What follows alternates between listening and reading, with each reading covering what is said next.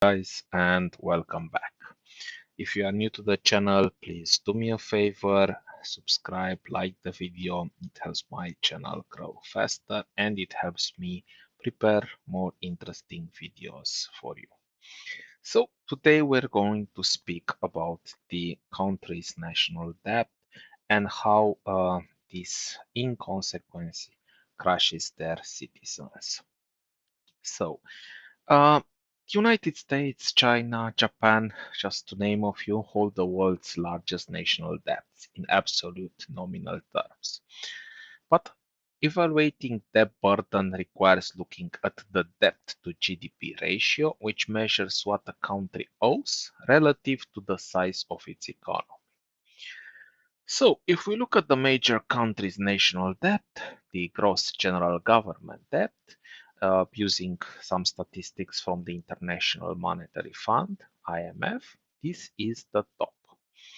Obviously, the world's largest economies carry the largest absolute debt values, largely due to their scale and spending capacities. So it's no wonder the first is the United States with over 37 trillion dollars, and the data is a bit older as we'll see as we go on. Then China took close to 19 trillion um, dollars, Japan with about 11 trillion dollars, France with close to 4 trillion dollars, United Kingdom again close to 4 trillion dollars, and so on. Now, if we look at the US national debt, this graph from Statista, you can see how the debt went from the mid 60s to probably 2023. So you will notice the gross federal public debt in the United States in trillion US dollars really grew very slow. So between 1966 and 1980s, it stayed under 5 trillion. It reached 5 trillion somewhere around maybe the mid 90s, let's say maybe 95. So it's probably about 30 years or so to go from 0 to 5 trillion. Then it went higher and higher, but a more and more hyperbolic graph increase. So for the next 10, so from 5 to 10, it only took about probably 15 years. And then even faster and faster and faster. And if you see from the 2020, from the time of the pandemics, it even went higher, almost vertically here with all the stimulus money. And then it cooled up a bit, but it's still going at an alarming rate. So if we look at the this interesting article from Investopedia, and I recommend you read it in detail. I did, but be warned, it's pretty scary, so don't read it in a dark room at night. You might lose your sleep. Better watch a horror movie instead.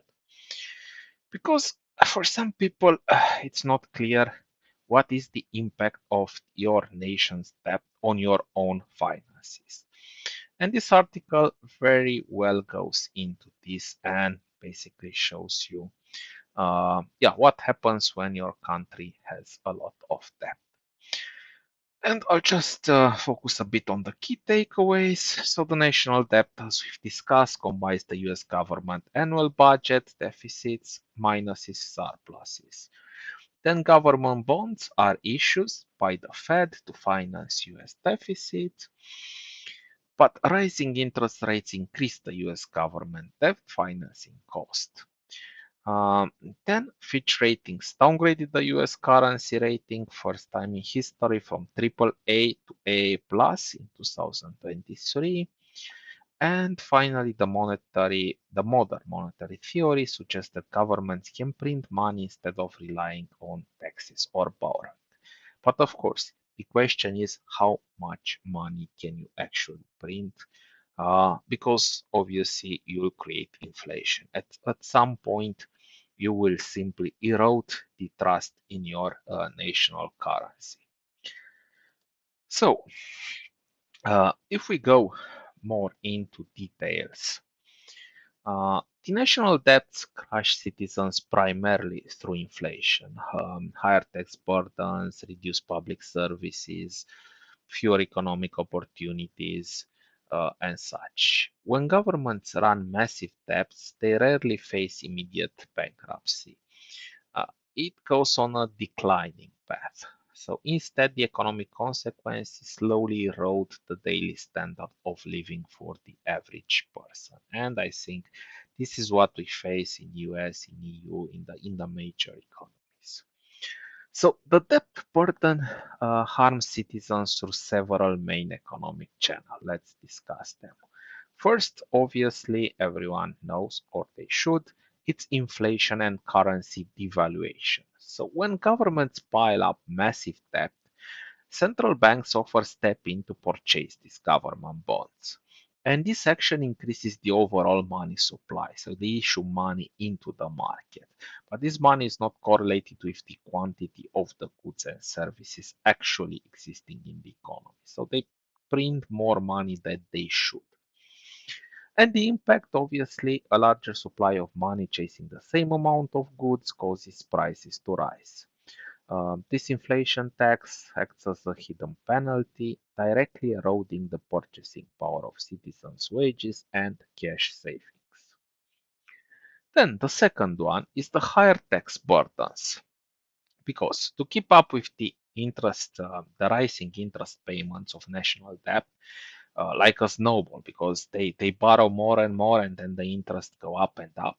And governments must eventually find new ways to generate revenue.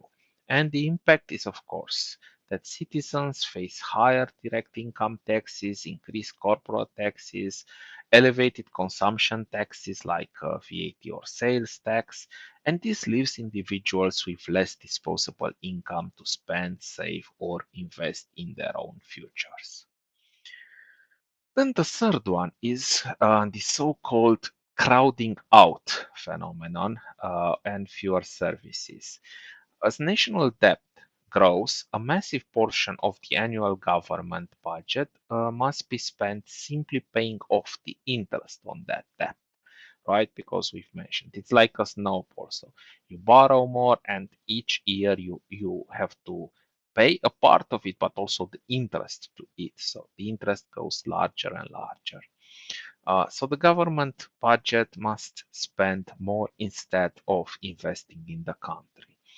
So this leaves less money for vital public infrastructure, maybe healthcare system, education, social safety nets, and citizens end up paying the same or higher taxes, but they receive lower quality public services in return. So it's a worse and worse deal for them every year. And of course, you don't necessarily see this from year to year, but if you compare it decade to decade, it's visible. Then the high interest rates for individuals. The government borrowing competes with the private sector for the available investment capital. And banks are more likely to borrow the government because it's less likely to stop paying, to go default. Not that it didn't happen with some countries, but it's less likely than the individual or a company. So the impact on that is this competition pushes up overall interest rates across the entire economy. And as a result, citizens face higher borrowing costs for personal loans, car financing, home mortgages, making major life milestones much harder to afford because you're competing for the money in the bank with the government. Then we have stifled economic growth and wages. So high government debt creates economic uncertainty and signals to businesses that future taxes will likely rise. And of course, nothing scares the business environment like the prospect of the tax increase. So the impact is that companies become hesitant to invest in long-term expansion to innovation or hiring, expanding, bringing new people on board. This economic stagnation slows down job creation and keeps wage growth flat, limiting further the career advancement for workers. And it was, if I recall correctly, such a case for a long time in Japan. So they faced a large period of stagflation. So when you have economic stagnation with inflation, then this is the term combining the two into stagflation. So I hope you liked the video for today. Again, if you are new to the channel, please do me a favor, subscribe, like the video, and see you on the next one. Thank you.